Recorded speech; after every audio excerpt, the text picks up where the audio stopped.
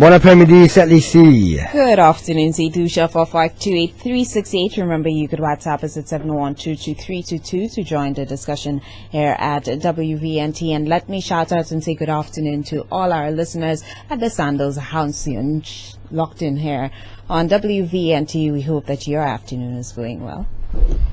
Yes, and so our roundtable discussion on Zika and the implications for the public health and tourism has begun. We're here in the studio with our guests, Karolin Trobetzkoy, who is the president of the Caribbean Hotel and Tourism Association, and also, as you know, the proprietor of Anne-Chastenay and Jade Mountain Hotel here in Saint Lucia.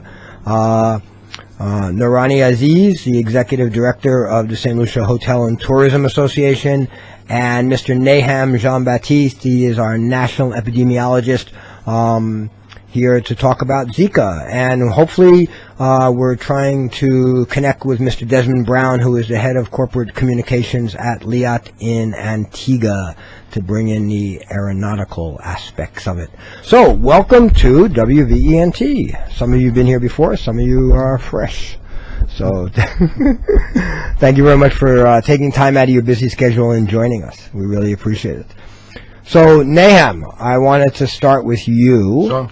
To basically, I think it's important that we talk about what we know about Zika and what we don't know about Zika. Okay, because there's a lot of rumors and suppositions, I think, around there. Yes. So what do we know? We know that it is caused by a virus similar to the virus that causes dengue and chikungunya. And in fact, this is one of the facts that makes it very difficult for us first to diagnose and control, knowing which one of those viruses that we are dealing with. What we know, we also know, we have a sense of the signs and the symptoms. So persons portraying signs and symptoms should go as quickly as they could to the health institution. But this time is not a very severe disease. But in terms of letting us know what is happening, because of the importance not only for us as citizens but also for the tourism industry, we would like to detect this virus as early as possible. The other thing that we know about it, and this is where it's the greatest challenge. We would need, for us to be able to actually detect the virus, because one of the things that's happening is that whereas we have diagnostics for chikungunya and for dengue, for Zika, it's very rare. It's very rare. We have to depend on the Caribbean Public Health Agency to be able to isolate the virus or recognize the virus or confirm the virus in the blood of persons. So we don't have a kit. We don't have anything you can take a prick to some blood and not as yet, because WHO has been contacting companies to ask them interested companies to send forward diagnostics. So even around the world it's rare, but we do at CAFA. It is possible to do it at CAFA through the PCR. And but the challenge there is to get blood from those persons within the first 3 days of the onset of symptoms. Now, this is a mild disease. Persons are not really sick or anything like that. So the reason for coming to the health center would be purely either for surveillance purposes or but not really for that persons are being sick. So this is the other challenge. And so at the ministry, the tools that we really have for identification is to look at trends with respect to fever and with respect to some of the symptoms, and then see over time, after we have established baselines, if those trends are changing. And this is so essentially this is what we know. We also know that we have sent to date, about 12 samples to CAFA, because we have a certain quota of samples to send every week, and so far we have returned 8 negative. So they have not been able to isolate isolate the virus from those samples so far. And these were individuals that exhibited some symptoms that could have been attributed to Zika.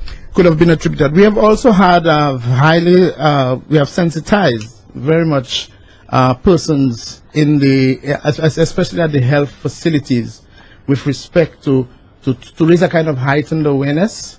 I think what we really need now is to move to start to move to communities, so to include the communities as sources of information, and we are making steps towards that, so that we can get an even more sensitive kind of detection mechanism in place. So what are some of the symptoms of Zika, and how does it compare to some of the other viruses like chikungunya, dengue?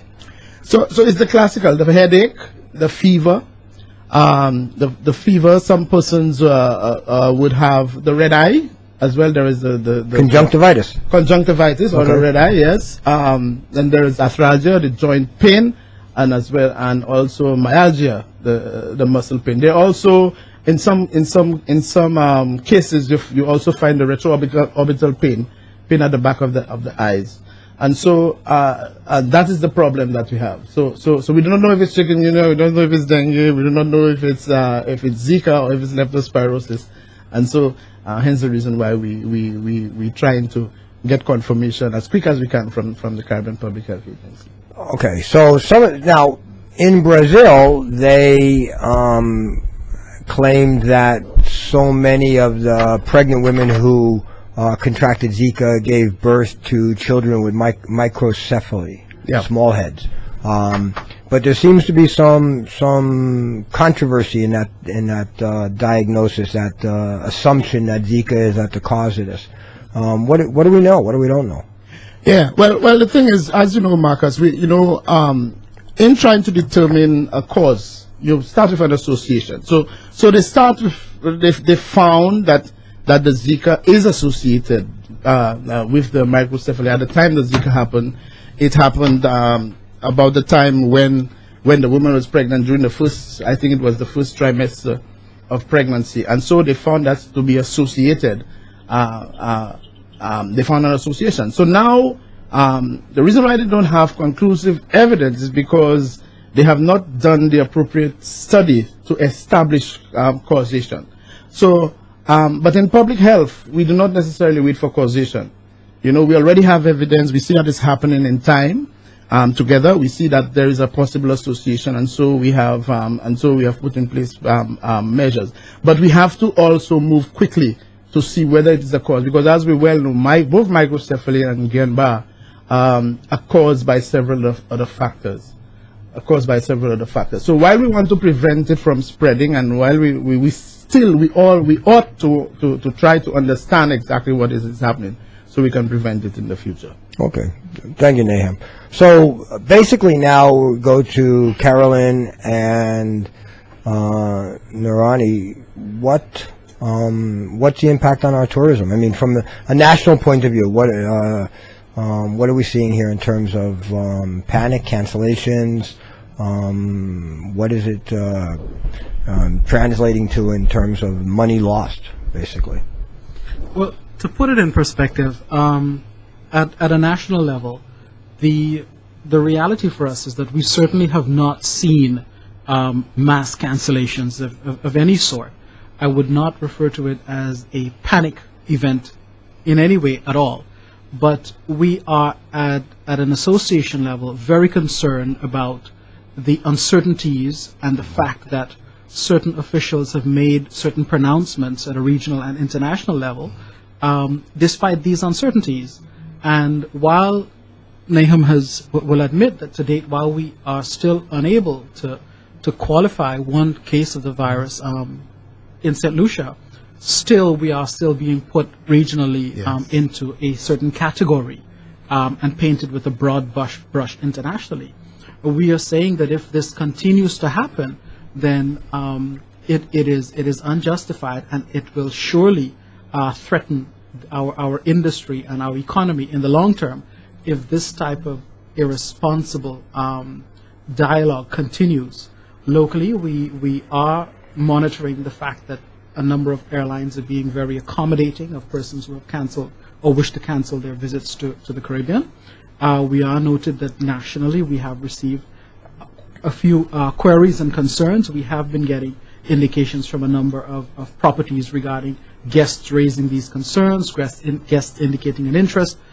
We have been noticing some cancellations at a national level, but we are saying that if this trend of irresponsible dialogue, as I refer to it, continues, then it will just encourage and nurture fears that are unwarranted right now, and I don't think it is a good foundation upon which to build. It will not augur well for the industry in the long haul.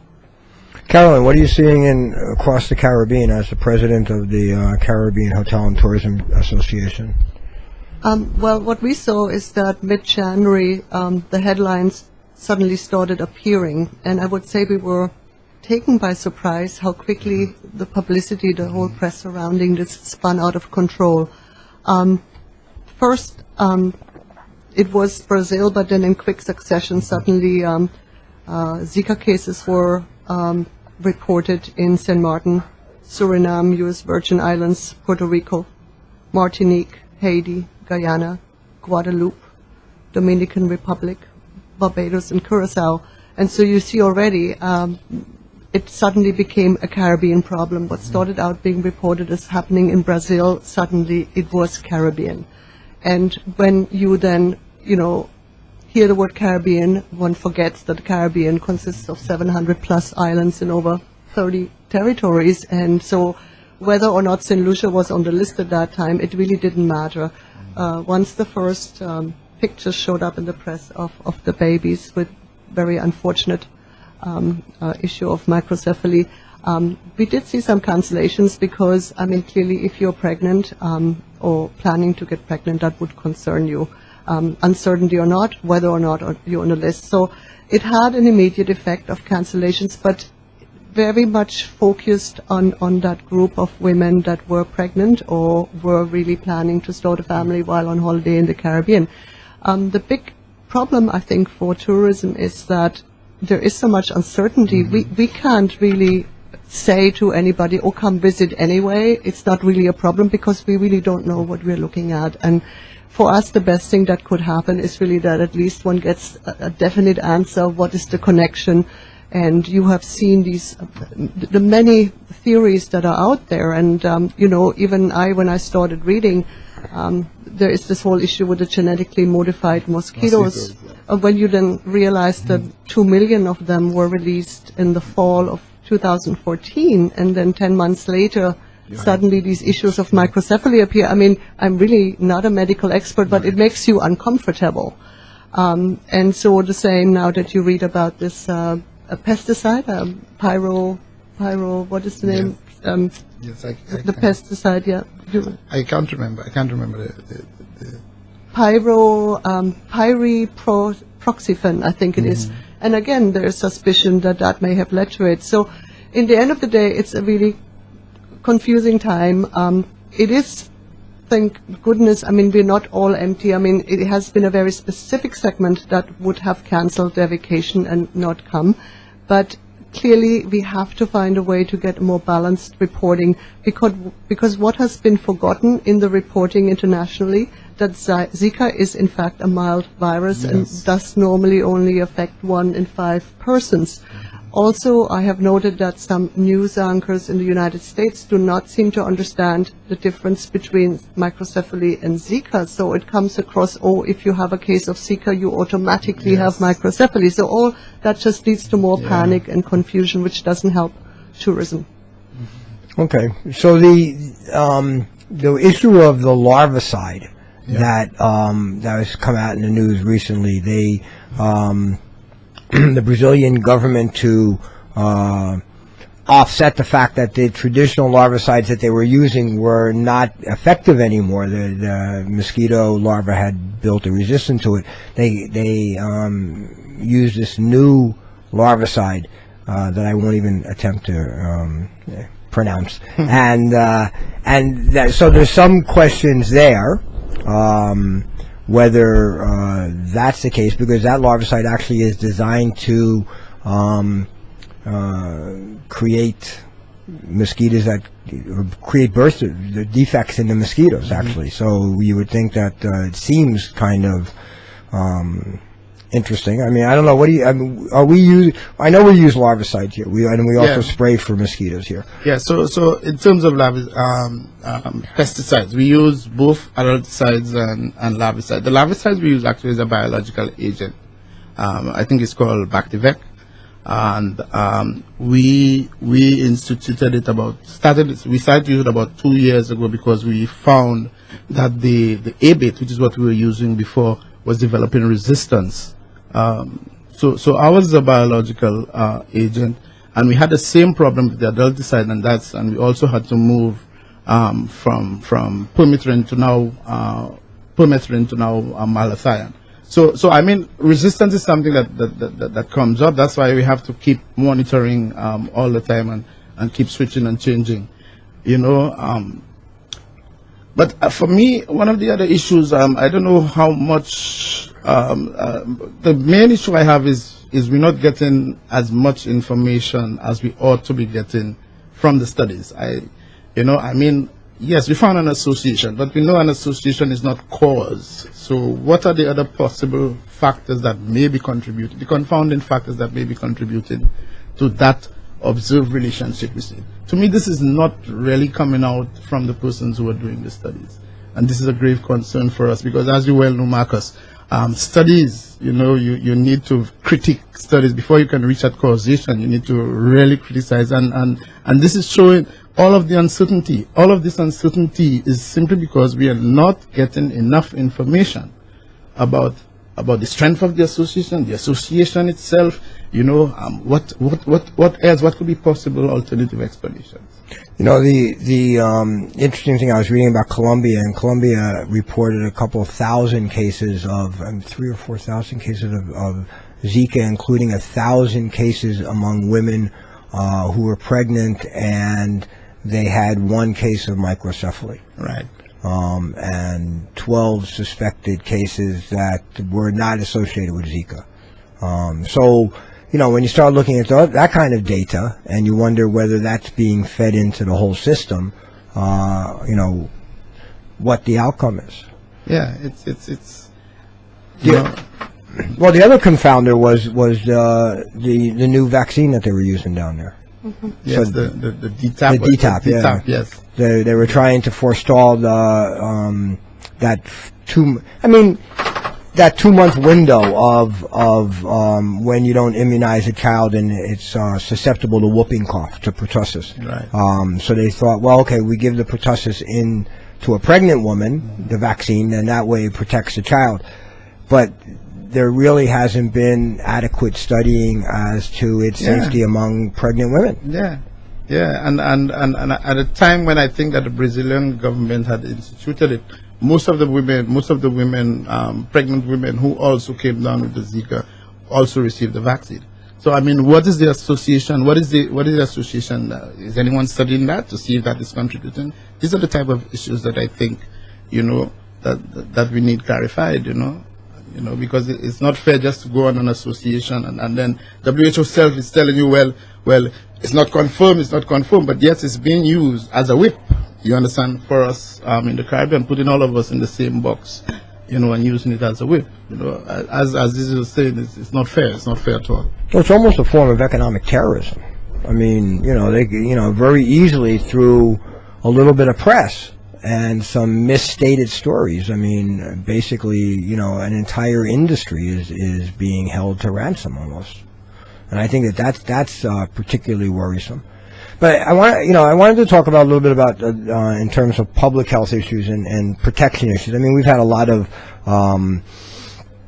promos about Zika and how to fix the environment to make it less habitable to the mosquito.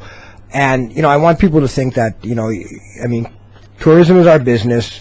It is a prime foreign exchange earner for us, and it's very important. But of course, we don't do these things to protect tourists. We do these things to protect everybody, to protect the public health, right? Yes.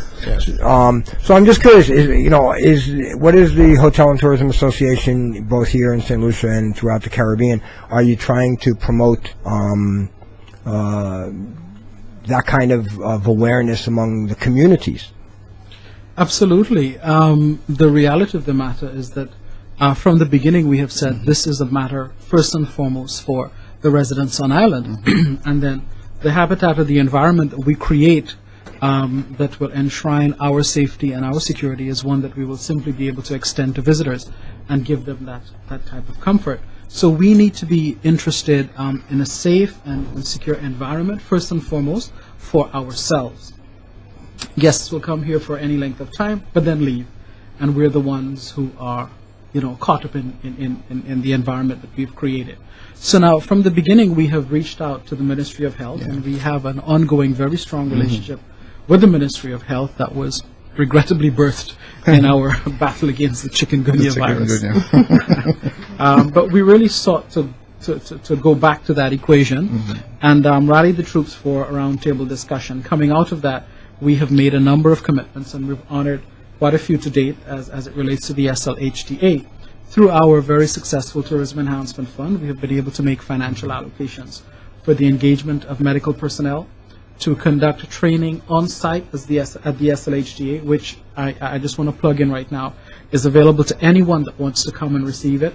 10 o'clock every Monday to Thursday, and at 2 o'clock in the afternoon, 2 separate sessions. Anyone you're willing to walk in, come in, sit down, and we will have a medical professional on hand to deliver the training on awareness about the virus and what you can do to protect yourself and your environment. All you need to do is register in advance so that we know that we can prepare to receive you when you come in. And how long does that training take? It's about 2 hours. It's 2 very comprehensive hours. It will run anywhere between 1.5 to 2 hours, depending on the quality of feedback from the participants, right? And it's complimentary. It's free of charge. All you need to do is give us a call at 453-1811. Let us know that you'll be coming in on Monday, Tuesday, Wednesday, or Thursday, and it's ongoing, and we'd be happy to have you attend that session. So it's one session, 2 hours long, and it's being held basically 8 times during the week. That's correct. Morning and afternoon, Monday to Thursday. That's correct. All right. Okay. One session at 10, one session at 2 in the afternoon. And what kind of subject? What are you covering, basically? We're covering an awareness about the vector, so that people understand it, the disease itself, chikungunya, some of the myths associated with it. Sorry, Zika, some of the myths associated with it. All right. And as well as what you need to do to ensure that your immediate environment is safe and sound, because from a health point of view, because there are certain characteristics, traits of this vector that we need to be aware of, including the fact that it enjoys cohabitating in certain environments with humans. And so the participants learn to recognize it and learn how to reduce the breeding grounds within their respective So environments. is this kind of training that you're targeting, like human resource managers at various properties, and then they come back? GMs, HR we've targeted everybody from general managers to owners to property managers and departmental managers and employees themselves. Was the idea that people will go back to their place of employment and spread the word, basically? Well, more importantly, that they will go back to their homes as and well, do- and their communities, and mobilize awareness regarding that. We've also engaged medical personnel to reach out to the various business establishments. Those who were interested in having a medical professional come to their business place to chat with the staff, they just call the SLHTA and secure one of the time slots, and then there's a separate professional to go out there and conduct the training on site. Okay, we have 2 dedicated professionals, one to target specifically Vieux Fort and Soufrière and those environs, and one to target the northern part of the island. Okay, all you need to do is call 453-1811, let us know what business house you represent, and then choose one of the time slots, and we'll be happy to dispatch a medical personnel there. We also have another medical personnel specifically for outreach to the schools. And today we visited today the Vieux Fort Primary School, the Vieux Fort Infant School, spent a couple hours with the students and the teachers conducting that same program, that type of awareness. We are partnering with the Red Cross to disseminate certain literature printed information regarding the disease and to raise the awareness in that regard. Separate and apart from that, we have also committed funding and are working with a number of community groups to bring on stream, at least on a weekly basis, a number of cleanup campaigns in a number of the communities. I know the Ministry of Health has already started that, some excellent work with the Solid Waste Management Authority. Now the SLHD is collaborating with a number of youth groups, schools, churches, and community centers so that we too can mobilize on a different front. And I think this week, Saturday, we've got a major cleanup campaign going on in Grosley Village. And I think the Ministry of Health is conducting one in Vieux Fort. Yes. So this weekend, Yeah, all right? Vieux Fort, yeah. So we continue to keep that going. We have made financial commitments so that we can get the garbage bags, the gloves, the water available for everyone who wants to participate in that. We have also written to Cabinet requesting, or to the Ministry of Health asking, and Tourism asking for assistance to get duty-free concessions for the importation of about 20,000 specialized traps that are designed to capture or to cause this vector to reduce its population at the larvicidal level. And I think it's 20,000 traps and 180,000 strips of gauze, so that we can place them strategically in community areas and high impact areas, schools, centers, community centers, hospitals, as well as business establishments, to ensure that we try to reduce the population of this vector over time. We've also created special closed group Facebook account, Facebook page. All the information, we've been working very closely with Karolin and her CHDA team to distill all the myths, all the facts, all the figures we have regionally, cataloging it there. Any professional who wants to be on, we'd be happy to add you on, and so you can download any of the information to share with your friends and your family. And I mean, this is really half of quite a bit of dialogue and discussion that we're involved in with a number of stakeholders right now. Okay, thank you. And Karolin, on the Caribbean side, are we mimicking that, what we're doing here in Saint Lucia, or is there any good best practices going on that we should be aware of? So absolutely. I mean, we realized from the very start that there needed to be a very strong collaboration between the private and public sector. So we partnered up with the Caribbean Tourism Organization, who is the public sector arm to Caribbean Hotel and Tourism Association, also CARFA, and we came out with a couple of joint statements where we first of all tried to make everybody understand what we are facing, what ZIKA was, and then we went on to launch a couple of webinars. So if anyone has an hour, 28 minutes to spare, if you go to CaribbeanHotelAssociation.com, there are actually two very, very informative webinars. The last one was called Taking the Bite Out of ZIKA. And there was a number of experts that would, from CARFA, also private sector, to take you through what is ZIKA, but then also explain a little bit about behavior of mosquitoes. I must say I know a lot more about mosquitoes than I ever thought I would. So, for example, that only female mosquitoes bite, and that they like the ankles more and attack you from behind. All these very interesting things that now are suddenly really critical to know. But also, most importantly, you then learn, what could be potential breeding grounds. And again, from a Caribbean Hotel Association perspective, we obviously then share this information with our national hotel association in the region in the hope that they then again also would educate their own hotels. So from the hotels, we hope that we can share best practices with the various hotels in the region so that they can clean up their own act, so to say, and make sure that there is no mosquito breeding opportunities in their own hotels. But then again, the idea was that we then we train our team members so they become our ambassadors in what I call the war against mosquitoes, because whether or not you're on a list of ZIKA cases, the message is clear: we must avoid at all costs that there is mosquito breeding going on, and that we must do everything we can to avoid mosquitoes from being around. I think that it's made a very interesting, it's funny because with chikungunya we didn't seem to have the same kind of panic, actually. I guess maybe the microcephaly has brought out the panic, and yet chikungunya was a much more problematic virus in terms of, people are still feeling joint pains now, years after being infected. But Karolin, this must have been a real baptism by fire for you. I mean, you just moved into the seat of presidency. Tell me about it. It's not how I envisioned my first few weeks.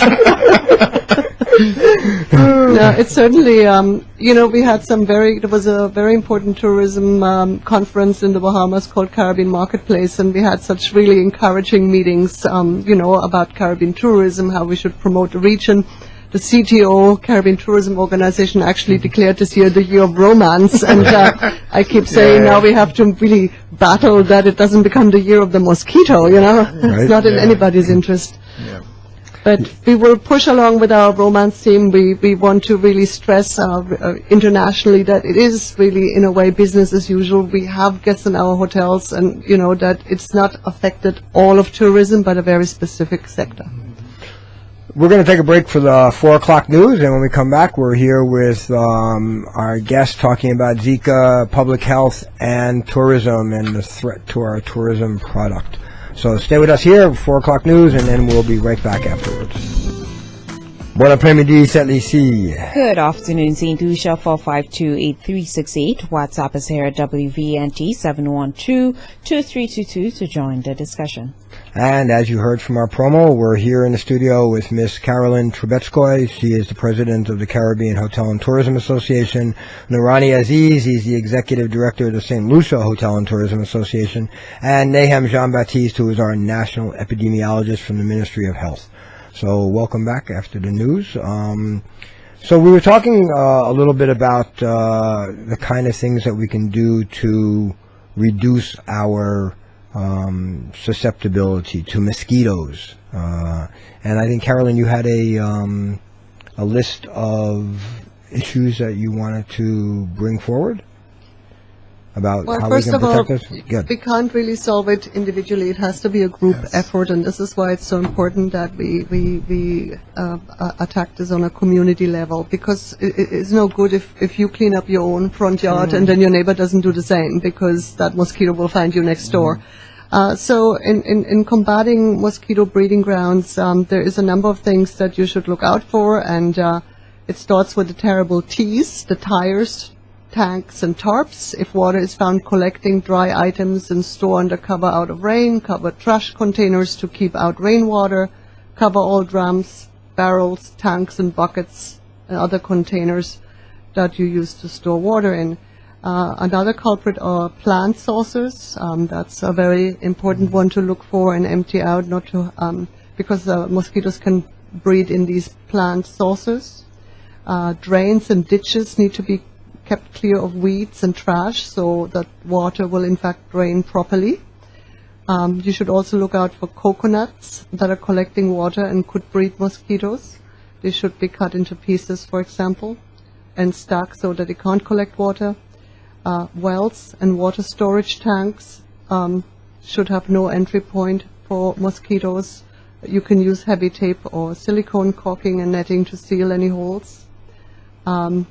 Pipes, rain gutters are all areas that you should look at and be sure that it can't be a mosquito breeding ground.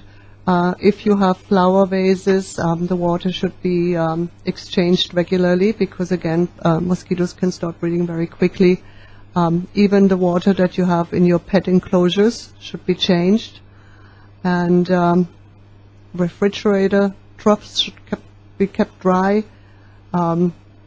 Organize a neighborhood cleanup to get rid of trash and containers that could hold water and could be breeding grounds. And punch holes in the bottom of tins before placing them in the garbage. That's just some of these recommendations that came out. What I found really interesting also, when you look at your own gardens, I was never aware that plants like bromeliads could in fact be a mosquito breeding ground. So that is something to look for. And then we have spoken earlier, certain plants like citronella or marigold are supposed to be unpleasant in smell for mosquitoes and should help to repel them. But if that's really the case, one hears it is, but I don't know for sure.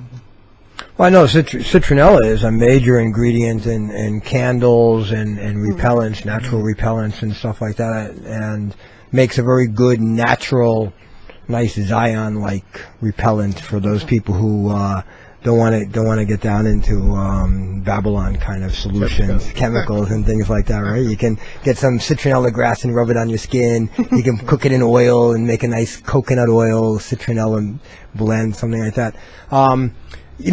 The in the garden, I mean, I have a garden and I keep it pretty nicely, and it's amazing that, I'm now so conscious of walking around and things that I never noticed before now stick out, so just a shard of glass that was sitting in the yard with a little puddle in it, and you really don't and abandoned houses that have leaky roofs are terrible when it comes to breeding mosquitoes, like under the house and that kind of stuff.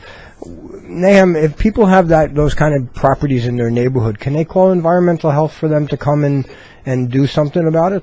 Yes, they can. And normally what the environmental health does is inspect and try out in one shot to try to get all of the different conditions, not only for mosquito breeding, but public health on the whole. Just one thing, as I mentioned in those premise inspections, let me tell you, I think we have been lucky to a certain extent, because when I look at the Brito index, this is just the indice to give you the level of breeding that have been found at those premise inspections by the environmental health branch. It has ranged from about 30% to 87%. That they have found problems. They have found problems. So normally you need a 5% Brito index to sustain any epidemic. Wow. So it's so we could now understand why it was why chikungunya went right through the whole, right? Because the conditions were there. We are a very naive population, first time exposed, just like the Zika is. But you will find that chikungunya is a lot more explosive than Zika. So the points that Karolin was making are critical. I mean, the environmental health branch cannot have eyes everywhere. Not only in terms of staff, but even in terms of their own scope and their own role and privacy and all of those issues. And so that is why the community mobilization effort is so important. And I just want to plug in our kids. If we could get our kids, teach our kids to identify, when the kids when they come home, they would have us do it too, This, I think, was done in one of the countries, Moldova, one of those countries where they actually had a broad sensitization for the kids, and then give them little packages and different things to take home, and then actually have them to do tours in the house and so on. Daddy, there's water there. There's going to be mosquitoes, yes, and they won't let up until you do something about it, right? Yes. Now, even on the back of my sink, I do a sinking thing with 3 bucket kind, 3 basins, wash, rinse thing, right? And, and I'm always changing the water. But behind one of them, a little bit of water sits there, and if I don't pull it out in 2 days, I can smell it. You can smell the fresh, that that they're laying eggs in this thing. I mean, and it's incredible. You see the wigglers, Yeah, it's and they're very quick, it's How long does it take for any idea? How long it takes for a mosquito? About a week. I think it's about a week, but there are different stages. There are different stages. Unfortunately, we can only control in the adult stage and in the larval stage. We can't really do much with the pupal stage. But I think it takes the larval stage from egg to larva. I think it's about a week. I can't remember. But normally it's 2 weeks for the whole thing. I saw a thing where they said for like dog water and those kind of things that you should change it at least once a week, which I thought was not good because I change my dog water more often than that. But I think it was a 1 week kind of thing. Don't let water sit around for more than a week. Rotation. So where do we go from here? I mean, do you think WHO rushed to judgment? I mean, they said that this was public health on the magnitude of Ebola, which I thought was a little excessive. I think I was wondering who was pushing for that. Who was, we just have to wonder who were the guys on the committee, and do we have anyone like from the Caribbean on the committee? we're not sure. I'm not saying that it's not important, but certainly to put it at the same level and magnitude of Ebola is good for awareness and sensitization and so on. But so let's see how that will play out. But I think it's not really helping our position at all. When we talked about vaccines, we were talking about general vaccines where you would vaccinate a whole population. Right. You think we're going to go down that road with something like Zika? No, I don't. And I think the strategy, the main thing is to remove the breeding site. This is the main strategy. This is the most sustainable strategy. I mean, so if another thing comes which is spread by the mosquito, we're going to vaccinate everybody again? Right.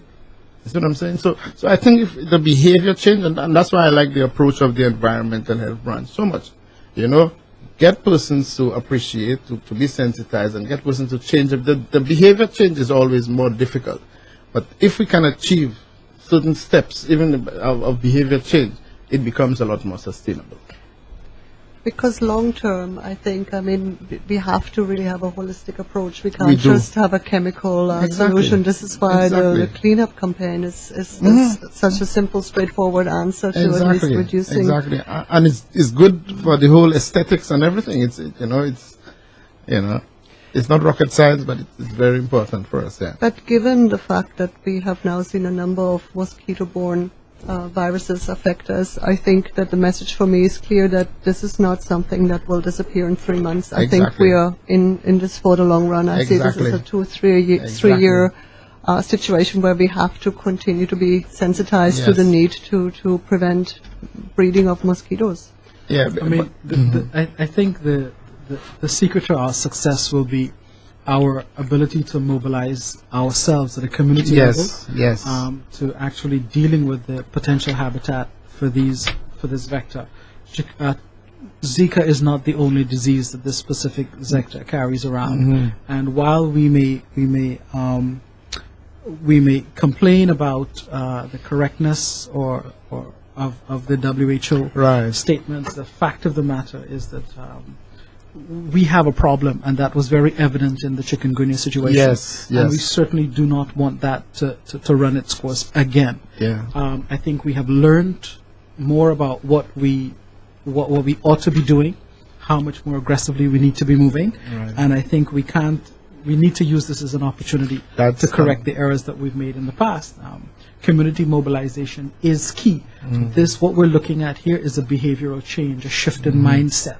When I go around the various communities and I look at the garbage the waste that is being dumped on the side of the roads in certain areas you think are remote on other people's properties, it's one thing to talk about the abandoned buildings, but these receptacles harbor water, and that's prime breeding ground, and you ask yourself, this is not something that any abandoned vehicle. Yeah, correct. This is something that we have to take personal responsibility for and to pick up and clean up. No amount of blaming a ministry, blaming a government, blaming a unit is going to change the fact that we need to address this at a behavioral level. We need to own it, and we need to take responsibility at a community level. Full stop. I understood that this vector lives its life within 400 yards or so of the place from which it's born. And they're day biters. They like to bite in the day. Right. So and clearly these things we need to. If we're not working as a community, as a group, then my efforts will be neutralized by yours if you are not taking the same precautions. No, I really like that the thing about using the threat. Yes, we may be against the WHO decision, but at the same time, we went through a chikungunya experience there, and this I think will help us, help us to take it more seriously, and assume the responsibility that we ought to be assuming. Yeah. And I think, even in dengue too. If you've ever had dengue, I've had dengue a couple of times. It's never pleasant, and it's the same mosquito again. So it's a win-win situation if you can eradicate that mosquito as much as possible. And there are others. There are other things like West Nile virus, I think, and there are certain encephalitis as well that this same mosquito can. So we have had chikungunya one year. next 2 years we have Zika. Who knows? You know, it could be something else in the next few years. But if we do not have the vector, then the chances of it spreading are reduced significantly. So why did God make this mosquito? Does anybody? I mean, who eats this mosquito? I mean, it's got to be in the food chain. The bats, right? Yeah, The bats. exactly. That's why I don't have a lot of mosquitoes around Yeah, my bats. house. I got bats. Yeah. Okay. Which actually is interesting. You know, one of the things that you could do actually is encourage bats on your property by building little bat houses, like bird houses. Okay. Residence for bats, and they eat thousands of bugs in a night, basically. You know, and they also spread seeds, and they do all kinds of. I mean, they're not a bad animal, basically, when it comes to pest control. But yeah, mosquitoes are one of their major diets. Okay. Yeah, I got bats in the ceiling. The usual thing. Wow, we have a phone call. Good afternoon, caller. Good afternoon, Marcus, and good afternoon to your guests. Yeah. What I want to say, who stand to benefit from chikungunya and dengue fever and Zika and the Browne, a new one they come, is about 4 they have now. Who stand to benefit from that? Hello? Yeah. Yes, hello. Well, Yes, I want to know who benefits. Somebody making the money. That's a very good question, caller. Very good question. The pesticide company, the guy who genetically modifies the mosquitoes to release, the people who make the larvicide that go in the water, you know, the people who are manufacturing the vaccine. I mean, all those people stand to benefit from and we know, you know, the ethics and integrity of the pharmaceutical industry, coupled with the pesticide and industry. So, I mean, those are the people who are making the money. There's no money in rubbing citronella on your skin. Yeah, but what they're doing to help them, this situation? Rushing to get products to sale. So is that? Yeah, basically, I think. I mean, I think that a lot of this has to do with, I mean, there might have been an honest reaction initially with the micro. Yeah, but do you find that it's strange to have a breed of mosquito keep changing from one thing to the other, from one virus to the other? You don't find that is strange? I don't know. What do you think, Nahum? No. You see, you have to differentiate between the virus and the mosquito. So what happens? The virus, whichever it is, the virus develops in the mosquito. The way the mosquito is made up, the biology of the mosquito supports the virus. So if you have the mosquito there, as long as you get the virus introduced, as long as it's a virus that can develop into the mosquito, it will cause disease. You know, so the equation to stop all of that is prevent the mosquito. If we don't have the mosquito, we never get the virus in. Yeah, but okay. If it's so, I must be probably. I remember in the early 2000, they start talking about the dengue. So what they doing, the scientists, those people doing to try to eliminate that mosquito? What are they doing? Well, yeah. We heard that they have genetically modified. But this is a natural thing. You cannot. Every single if you want, organism has its role in nature, so to speak. I mean, we were just speaking there, and Marcus was talking about the mosquito itself feeding bats and so on. So we are supposed to be living in unison, if you want, with all of those things. But if they start to affect us, just say they are part of the ecosystem. Part of the ecosystem, right? Yes, yeah. So they are part of the ecosystem, but just like with anything that is natural, if it gets out of hand, out of control, when you get an imbalance, then something goes wrong, you know. But in this case there, let me put it that way. We have too many mosquitoes, too many Aedes aegypti mosquitoes in Saint Lucia on our domestic, at our homes and in our residential areas. We have been conducting these premise inspections, and in every community we go, we are supposed to maintain, let's say, about 5%. 5 out of every 100 containers in your place is supposed to have breeding. This is what is allowed. But anytime you have more than 5% of those containers are in and around your home breeding, you're actually supporting any epidemic, whether it's dengue or whether it's chikungunya or whether it's Zika or whether it's West Nile, whichever one. So that is why the most important thing is to control the level of the mosquitoes that we can never get rid of all of them, but certainly we can get rid of them to a certain level that it will not spread and make all of us sick. Ken, we got another call. Ken, okay? Okay, go on. Okay, thanks, Mark. So, good afternoon, caller. Hello, caller. Good afternoon. Good afternoon. How are you? I'm fine, thanks. How are you? Yeah, we're good. We're good. Okay. You have a We question? on the program? Yeah, you're on the air. Okay. Thank you. You're welcome. My issue is this mosquito came from where? A ZIKA virus in Africa. How come we have never heard of this issue with babies and stuff in that country? Okay? Okay. And I think it's very unfair that those big countries want to kill our tourism industry because they want the people to stay at home and spend the money in their country. That is their whole idea. We in the Caribbean have been dealing with this mosquito for years. We know what we have to do. And I know that the tourists would come down and their repellent and everything would be provided for them. So I really, I don't know. You all need to stand up against the mighty bullies. Thank you. Thank you.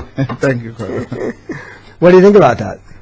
More conspiracies, huh? Yeah, conspiracy theories.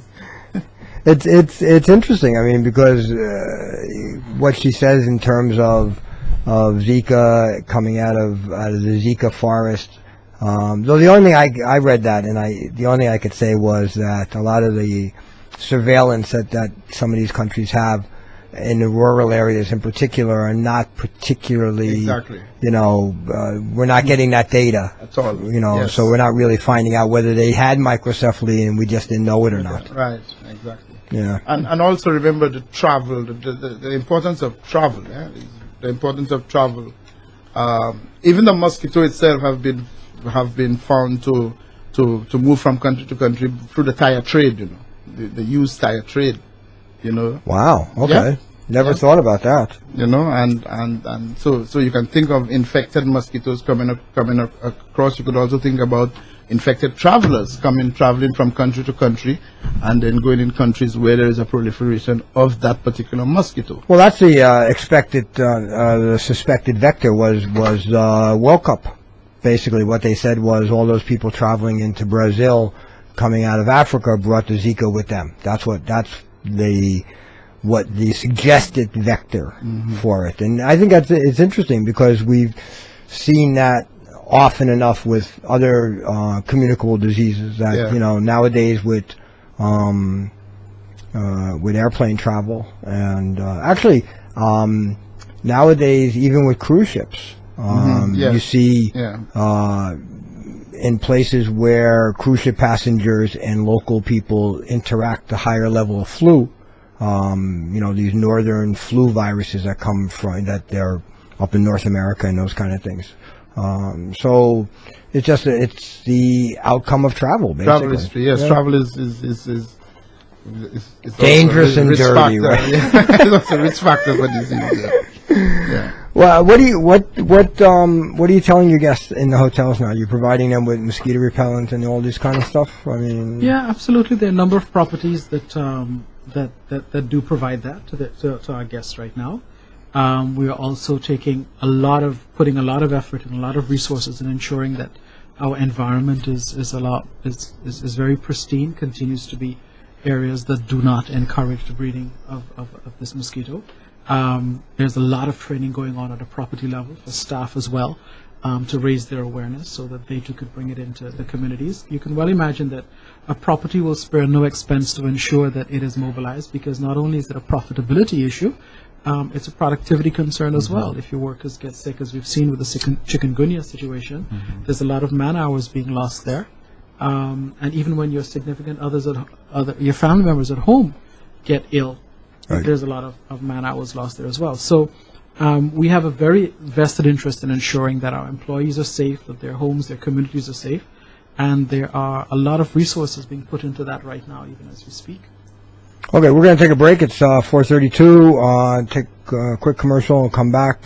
Stay with us here. We're talking about Zika, public health, and its impact on our tourism. We're here talking about Zika, the public health, and tourism, and our guests are Karolin Trobetzkoy, the president of the Hotel and Caribbean Hotel and Tourism Association, Noorani Azeez, the executive director of the Saint Lucia Hotel and Tourism Association, and Mr. Nahum Jn Baptiste. He is the national epidemiologist at the Ministry of Health. So Nahum, during the break we were talking about the people who you sent off samples for. They didn't have Zika, but they had other issues. Yes, and because you remember in my introduction, I was mentioning about differential diagnosis, meaning that you have these diseases, all of them have similar symptoms. So it's very, very difficult, just based on the clinical presentation, to come up with a diagnosis, and that's why the laboratory support. Gladly now, because now in the Caribbean, if we don't have CAFA, I don't know how else we would be confirming cases of Zika. But it's we do not confirm every single case. Once we have a community and we can identify a particular strain in the community, we move into public health action right away. And so we had, for example, out of the 12 that we sent, we haven't received any case of Zika, but we certainly have found leptospirosis, positive leptospirosis, and positive dengue. So differential diagnosis is also very, very important. Lepto is from mice, right? Lepto is from mice, and it could be dog too, but it's urine. This time it's a bacterium. Okay. Yeah.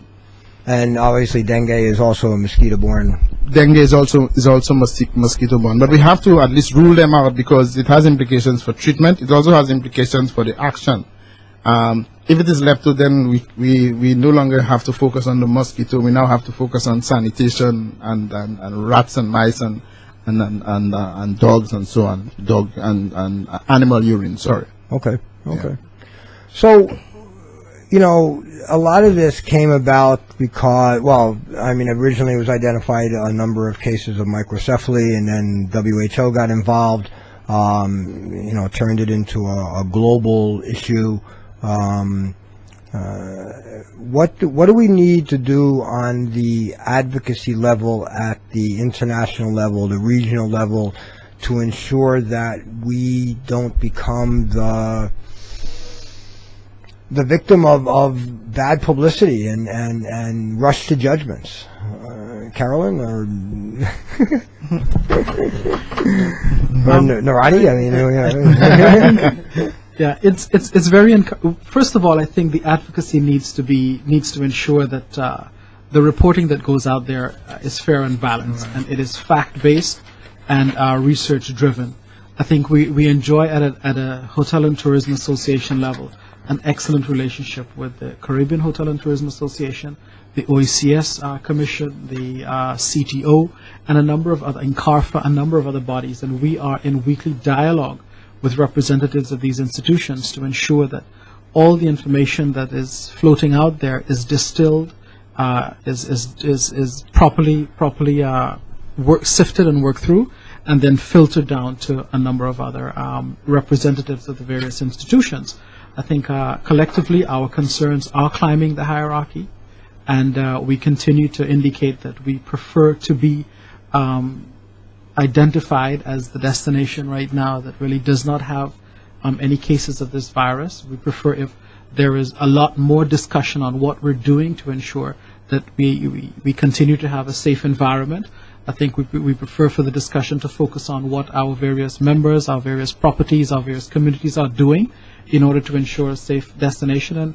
And we need to ensure that our guests understand that I understood recently this study that was done, or this survey that was done, outlining that quite an increasing number of North Americans who are aware of this situation are now contemplating their travel to the region generally. And I think all of that misinformation is biasing in a negative way people's consideration of the Caribbean. A lot of territories continue to remain a very safe and enjoyable place to have a vacation. So that advocacy needs to be ramped up, and I personally would like to see more community groups and more St. Lucians get involved in the discussion and helping to spread the message that we are a safe destination, and share it with our prospective visitors what we are doing to ensure that the environment stays safe.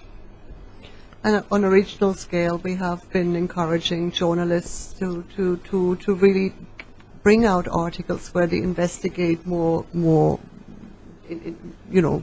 seriously what are the issues really. Is the Caribbean safe for travel? And there have been some very good articles now that would have, for example, there was one that said the 10 best reasons why you should not cancel your trip to the Caribbean. And that's the sort of balancing the message that's now so critical, that it is, when you see the negative publicity that ZIKA has had, I mean, I think that some North Americans might think that all of Saint Lucia or like all of the Caribbean, we live under a net and we don't dare to come out, and that's just not the reality.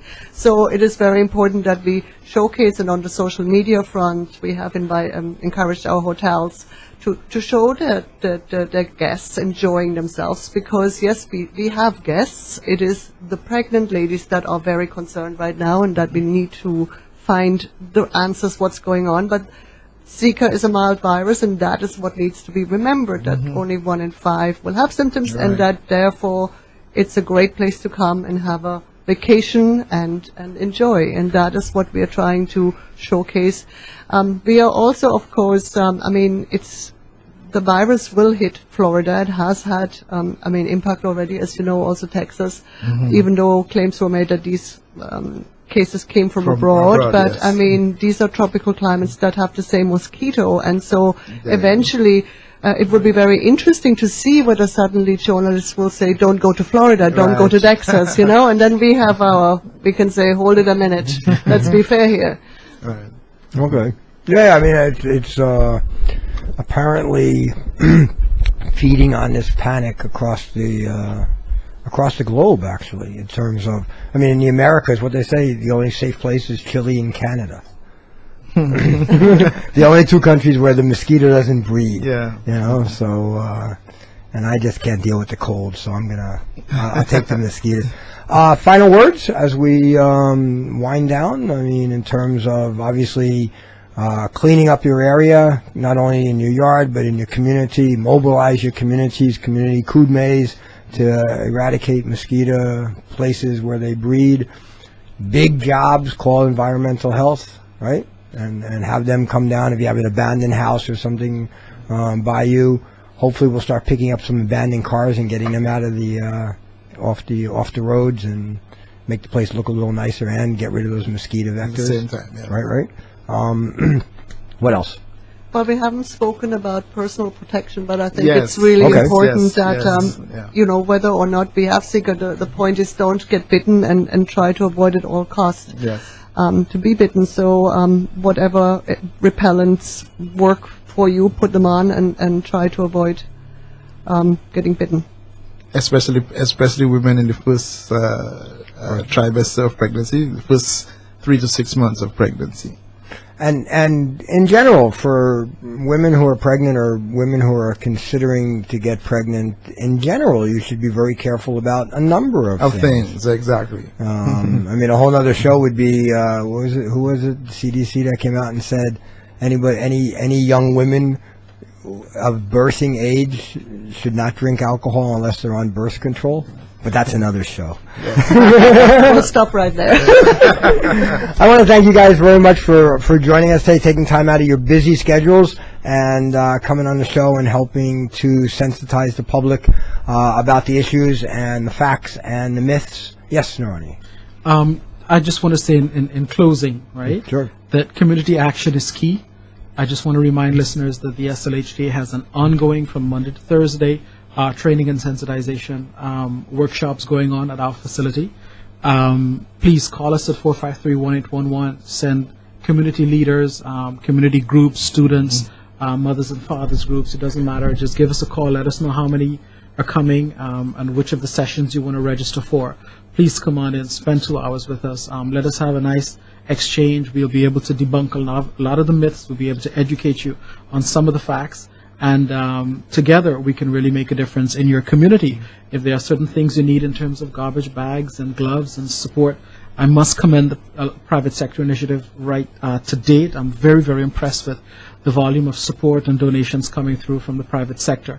SLHD has made a number of quite a bit of financial resources available to try to work with community groups and mobilize these cleanup campaigns.